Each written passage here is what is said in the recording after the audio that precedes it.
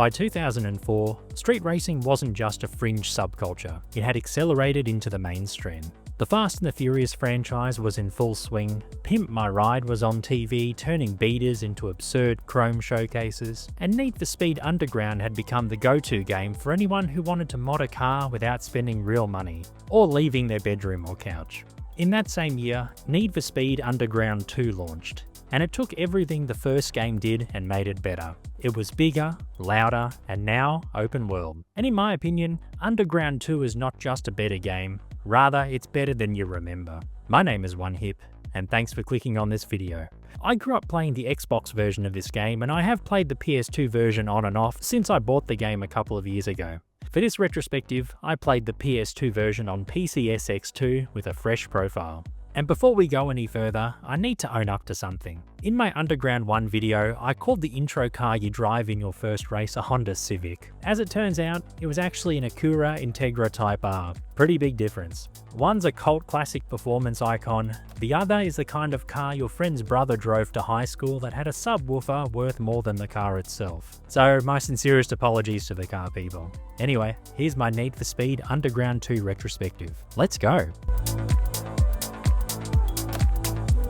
When Need for Speed Underground 2 dropped in November 2004, it wasn't just another sequel. The game was released on PS2, Xbox, GameCube, and Windows. Game Boy Advance and DS versions were developed by Pocketeers, and a spin-off called Need for Speed Underground Rivals hit the PSP courtesy of Team Fusion. But the main console and PC versions were handled by EA Black Box, the same EA Black Box that gave us the Skate Trilogy, Hot Pursuit 2, and later would go on to make future Need for Speed titles like Most Wanted. Where the first Underground nailed the vibe of street racing with neon-soaked circuits and a great licensed soundtrack, Underground 2 pushed things further with a full open world. There were no longer menus in between races. You now had to drive to your events. The game opens with a PSA from TV personality and model Brooke Burke, who plays the character Rachel Teller. When it comes to racing, make sure you only do it on the streets of Underground 2. So remember to always use your seatbelts and obey the laws of the road.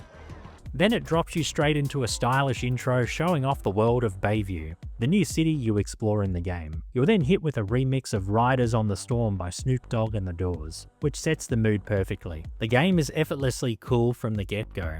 When you reach the main menu, it's split into Career, Quick Race, 2-player split screen, and Online, which is long dead, but it was a big deal back then. There's also an option to customize your rides. One neat touch that I loved is that you can spin your car with the right stick and hear that satisfying turntable sound. Really cool. Underground 2 feels like a direct upgrade from the first game. Not just in size, but also in freedom. Bayview is divided into multiple districts, including the City Core, Beacon Hill, Cole Harbour, and more. Some, like the City Core, are dense and lively. Others, like Jackson Heights, are a bit sparse. You unlock new areas as you progress, and driving between them at night just hits different. There's a strong sense of place here. It's not as alive as something like, say, Midnight Club 3, but it is immersive. You're not just racing, rather you're existing in this world. Driving is arcade heavy but smooth, focused on drifting, nitrous, speed, and aggression. You earn more nitrous by driving with style, such as pulling off near misses, drafting behind cars, and just being bold behind the wheel. Rain can also affect your handling, which is a nice touch. And just like the original, there are no prizes for second or third. If you want rep and cash, you've got to win. As you roam the open world, you'll get calls from rival racers tipping you off about hidden events. These don't show up on the minimap, and they feel like little secrets scattered across Bayview. There's some action in the airport area. No line on an exact location, but it should be easy to find. I'm heading that way. Hope to see you there. You can challenge random cars to outrun battles. Pull ahead far enough and you win cash. Lose and you give it up. They're snappy, risky, and they break up the main story nicely. There's also photo shoots and DVD cover shoots that unlock once your car hits a certain visual star rating. And even then, especially for the photo shoots, you need to physically drive to the location before the photographer bails. It's a clever mechanic that adds urgency and it makes the open world feel more alive. Modes include your usual circuit, sprint, drag, and drift races, which now come in two flavours, one with multiple races on wide tracks and a solo downhill variant. There's also Street X, which are tight technical races set in mini areas, and Underground Racing League events. Longer races on private circuits you can only access by impressing sponsors. These feel like boss battles, with big prizes and new cars on the line. And if that's not enough, SUVs are in the mix too, with their own events. Yep, your mum's grocery getter or a rapper's Cadillac Escalade can hit the streets, neon and all. You can even fast travel back to your garage at any time to install parts you've purchased, or switch between your cars without having to drive all the way back. Underground 2 even lets you use the right stick to drive if you want. You can accelerate, brake, and reverse. It's weirdly intuitive and kind of ahead of its time. The story is told in stylized comic book style cutscenes. It's simple but effective. You're a hotshot racer who gets set up, totaled, and sent packing. 6 months later, you head to Bayview to reclaim your reputation. Rachel's Nissan 350Z is waiting at the airport to get you started. After a quick city tour, you pick your starter ride. I went with the Nissan 240SX to stay loyal to the brand. Other options include the Peugeot 206 and Toyota Corolla. From there, your phone becomes your lifeline. You'll get a constant stream of SMS updates and event invites, very mid-2000s. But it's also essential to navigating the city. Bayview itself isn't just a hub, it's part of the game loop. You need to drive to races, shops, and shoots. Explore mode, as the game calls it, isn't filter. Instead, it's part of the rhythm. And the way you uncover new performance and visual shops by physically finding them in the open world adds a light exploration vibe that works surprisingly well. You earn reputation and cash from races, which unlock both visual and performance upgrades. But Underground 2 makes visual style matter more than ever. Your car has a visual star rating, and hitting certain levels unlocks photo shoots and sponsor events that help push the story forward. Unlike the first game, you're no longer stuck with performance upgrade packages. You can swap out individual parts if you choose. Want a better exhaust but keep your current suspension? Go for it. It's a deeper system that gives you more control over your car's personality. And as I mentioned, you can fast travel to your garage anytime to tweak your ride, install parts, or switch your cars. And there's no unnecessary driving. You just get in, upgrade what you want, and get out, which I appreciate. If you're enjoying this video and want more retrospectives like this, as well as other gaming videos like reviews, hit that like button and subscribe to the channel. It helps the video and helps me bring you more of these. Thanks so much.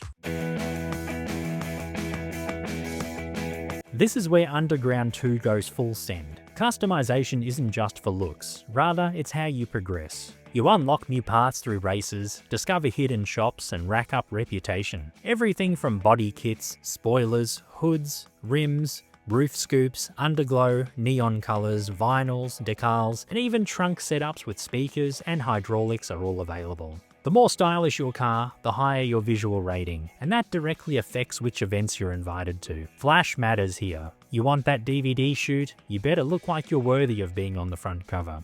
And just like performance parts, each visual upgrade is modular. Mix and match styles, paint types, and speaker setups until your ride is one of a kind. It's honestly more like a racing-themed RPG at this point. Performance tuning is deeper than the first game as well. You can now adjust sliders for top speed versus acceleration, improve nitrous systems, install turbos, and shave some weight off. It's not sim level like Gran Turismo, but for an arcade racer, this was cutting edge. The soundtrack is pure 2004 chaos, in the best way. Snoop Dogg remixing The Doors, Mudvayne, Chingy, Rise Against, fellow Aussies Spiderbait, Terror Squad. Even if Lean Back had to be heavily censored, it all still slaps. It's not quite as iconic as Underground 1's soundtrack, but it stands on its own being loud, aggressive, and eclectic. A genre-spanning, mood-setting playlist that helps define the experience. Today, Need for Speed Underground 2 is remembered fondly. For many, this was their first racing game. For others, it was the game that let them dream up wild car designs and race them at night through a neon-lit city. It defined an era, and it is considered one of the best of this subgenre of racing games. Despite the open world sometimes feeling empty, the physics being a bit floaty and the collisions being stiff, and events like Underground Racing League dragging on a bit, it still holds up, especially if you grew up with it like me. The vibes, the music, the tuning, and the sense of discovery are all still here for you to enjoy. It's a time capsule of 2004 in the best way. The car culture, the music, the visuals complement the core of the game very well. But the franchise would go in a different direction with their next installment, Most Wanted. And if you want to see a retrospective on that one in future, please let me know in the comments. Thanks so much for watching. Let me know your thoughts. What was your first car in Underground 2? Did you go full neon with scissor doors and hydraulics, or did you keep it clean and fast? If you haven't already, check out my Underground 1 retrospective. Just try to forgive the Civic mix-up. And stay tuned for more retrospectives like this one. And like I mentioned earlier, if you want to see retrospectives on other Need for Speed titles, please let me know. My name is OneHip, and you have a good one. Bye!